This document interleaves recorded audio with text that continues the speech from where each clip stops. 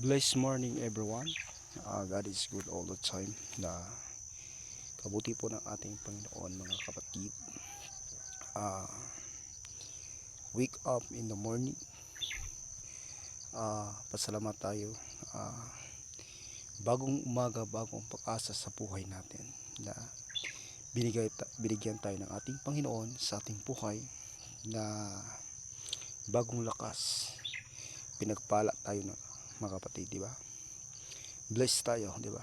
Na kailangan natin mga kapatid magpatuloy tayo sa ating Panginoon na sa lahat ng ating mga pagsusulit dito sa mundong ito.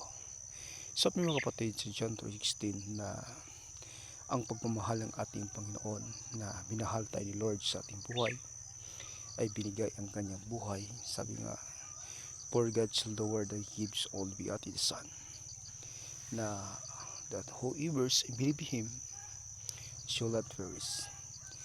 Diba? Na ibinigay niya ang lahat ng tumatanggap sa kanya ay bibilang anak ng ating Panginoon.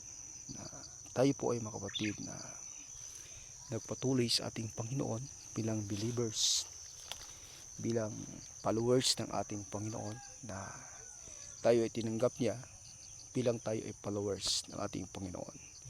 Nakapasarang po mga kapatid, dati followers tayo sa ating Panginoon, na yung tinanggap natin si Jesus sa ating buhay.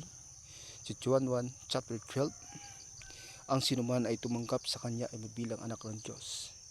Ito po tandaan natin mga kapatid, subalit tinanggap natin si Jesus bilang isang followers na tayo. Dati mga kapatid, ngayon milyon-milyon na followers ang naniwala sa ating Panginoon. Tayo mga followers tayo ng Panginoon, ni Jesus Christ, na magpatuloy tayo sa ating paglilingkod sa ating buhay. Kaya mga kapatid, panghawakan natin ang mga salita niya. Ang pagmamahal ng ating Panginoon, huwag natin bitawan. Tandaan natin, God is powerful, na ito ang kailangan natin sa buhay natin. Binabless tayo ng ating Panginoon, pinagpala niya tayo. Salamat mga kapatid sa lahat ng nood. Thank you for watching. Pagpalain po tayo ng ating Panginoon. To God be the glory. God bless.